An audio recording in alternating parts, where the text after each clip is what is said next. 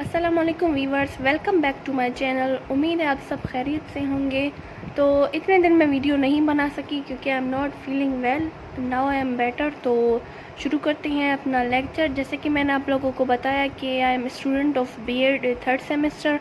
तो अभी यूनिवर्सिटीज़ बंद हैं, तो इस तरह से मेरा भी रिवीजन हो जाएगा और आप लोगों को भी सीखने का मौका मिलेगा।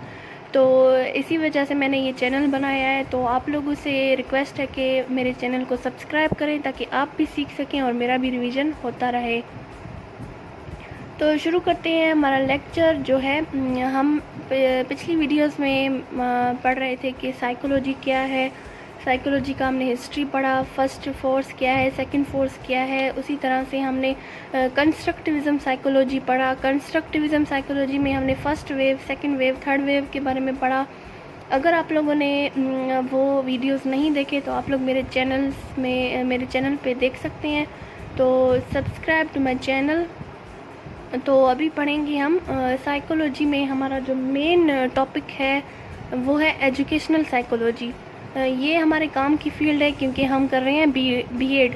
तो बीएड में एजुकेशनल साइकोलॉजी जो है वो एजुकेशन में कैसी है। तो एजुकेशन में जो है साइकोलॉजी है वो अप्लाइड फील्ड है। अप्लाइड फील्ड का मतलब ये होता है कि एजुकेशन में साइकोलॉजी को अप्लाई कैसे किया जाता है। साइकोलॉजी का मतलब एजुकेशन में ये है कि जिस तरह से आप लोग टीचिंग ट्रेनिंग कर रहे हैं या बीएड कर रहे हैं, तो आप लोग बनेंगे, आप लोग टीचर बनेंगे। टीचर बनने के लिए आप लोगों को बच्चों को पहले पढ़ाना है, बच्चों को समझना है। तो आप लोग जो है वो कॉलेज लेवल के बच्चों को नहीं पढ़ाएंगे, आप लोग छोटे बच्चों को, छोटे लेवल के बच्चों को पढ़ाएंगे। तो आप लोगों को एजुकेशन साइकोलॉजी का मतलब ये है कि बच्चों को समझना, बच्चों के समझ के मुताबिक उनको समझाना। यानी कि बच्चे कैसे सीखते हैं, कैसे समझते हैं, उनके समझ और सोच के मुताबिक उनको पढ़ाना, ये है एजुकेशनल साइकोलॉजी। अब एजुकेशनल साइकोलॉजी में जो है वो जिस तरह से हमने पहले पढ़ा बिहेवियरिज्म, तो बिहेवियरिज्म जो है वो दिया है जे.बी. वाटसन ने। बिहेवियरिज्म की शुरुआत जो की वाटसन ने, वाटसन के बाद बिहेवियरिज्म को आगे बढ़ाया। वाटसन का एक स्टूडेंट था, उसने बिहेवियरिज्म को आगे बढ़ाया। उसने जो है बहुत सारे एक्सपेरिमेंट उसने किए एनिमल पे। ज़्यादातर जो फ़िलोसफ़र थे जो वो एक्सपेरिमेंट करते थे एनिमल पे एक्सपेरिमेंट करते थे। जिस तरह कि B.F. स्किनर ने भी एनिमल पे एक्सपेरिमेंट किया। तो ये जो वाटसन का स्टूडेंट था उसने जो है एक्सपेरिमेंट किया एनिमल पे एक्सपेरिमेंट करके उसका जो रिज़ल्ट था उसने इसको ह्यूमन में उसका रिज़ल्ट अप्लाई किया। इसने एक्सपेरिमेंट ह्यूमन पे अप्लाई किया जो कि था एजुकेशन में। तो इसका नाम था E.L.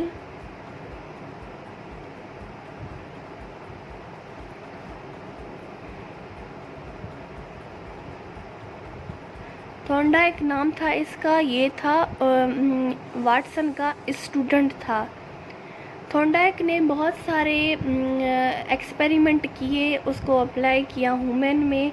इसने रीफोर्समेंट का जो कॉन्सेप्ट था वो भी थॉर्नडाइक ने दिया, और उसके बाद पनिशमेंट का जो कॉन्सेप्ट था इसने वो भी दिया। यानी कि एजुकेशन में जितने भी कॉन्सेप्ट थे, जिस तरह से पनिशमेंट की अगर हम बात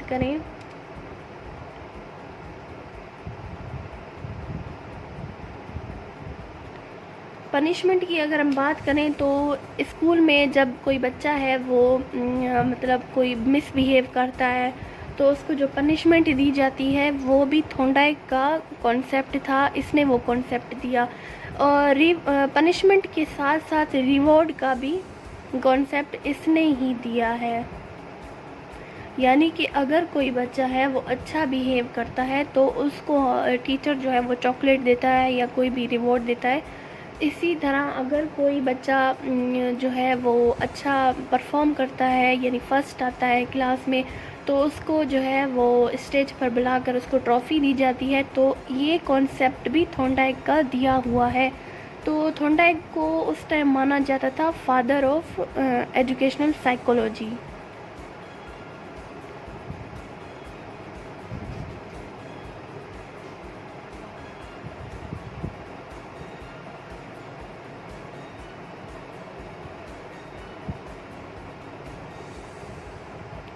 फादर ऑफ साइकोलॉजी इसको माना जाता था, अभी भी माना जाता है, लेकिन उस टाइम जो है इसको इस तरह से माना जाता था कि लाइक ये गॉड है, यानी कि इसके ख़िलाफ़ कोई भी बात नहीं की जाती थी, इसके ख़िलाफ़ कुछ भी नहीं सुना जाता था, इसने जो कहा वही ही साबित हुआ। तो बाद में जो है इस यहाँ पर एक फ़िलोसफ़र आया, उसने थॉर्नडाइक के एक्सपेरिमेंट को, थॉर्नडाइक के कॉन्सेप्ट को चैलेंज किया। हाँ, अब इस फ़िलोसफ़र की बात जो है वो कोई भी नहीं सुन रहा था। एक तो वो थॉर्नडाइक के ख़िलाफ़ बात कर रहा था, दूसरा फ़िलोसफ़र की बात कोई नहीं सुनता जब तक कि वो ज़िंदा होता है। ज़्यादातर फ़िलोसफ़र जब मर जाते हैं तो उसकी बात हम सुनते हैं। तो थॉर्नडाइक की जो इसने ख़िलाफ़ बात की, तो वो फ़िलोसफ़र की बात कोई नहीं सुन रहा था। तो उस फ़िलोसफ़र ने सोचा कि अभी जो है मैं अपना एक स्कूल बनाता हूँ। उसने एक स्कूल बनाया जिसका नाम उसने रखा लेबॉर्ट्री स्कूल।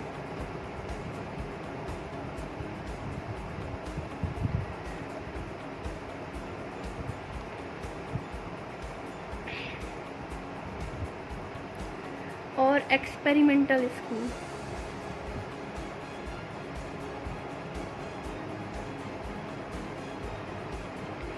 इसने ये स्कूल बनाया जहाँ पर इसने वो सारे जो कॉन्सेप्ट थे, वो सारे जो चैलेंज थे, उनको इसने वहाँ पर टेस्ट किया। टेस्ट करने के बाद उसको जो रिज़ल्ट मिला वो सारे रिज़ल्ट सही थे। यहाँ अब इस फ़िलोसफ़र का नाम देखेंगे जिसने थॉर्नडाइक के ख़िलाफ़ बात की, इसका नाम था जॉन डेवी।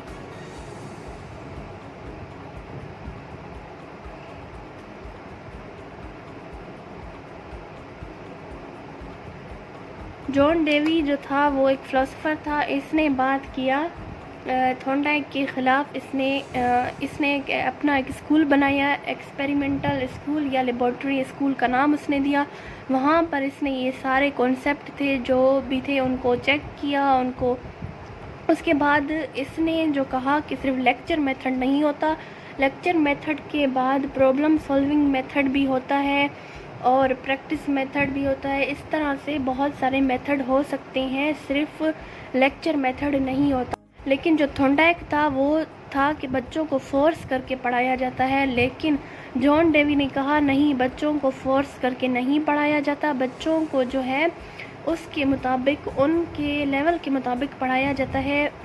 लेक्चर मेथड जो है वो बेकार मेथड है।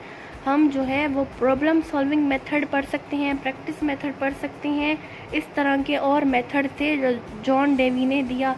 तो अभी अगर कहीं पर सवाल आए कि स्कूल सिस्टम किस से चलता है, तो स्कूल सिस्टम अभी हमारा चलता है जॉन डेवी के सिस्टम से। थॉर्नडाइक यहाँ पर ख़त्म हो गया, लेकिन अभी तक थॉर्नडाइक को फादर ऑफ एजुकेशनल साइकोलॉजी कहते हैं, लेकिन जो हमारा आजकल का स्कूल का सिस्टम है वो जॉन डेवी के मुताबिक चल रहा है।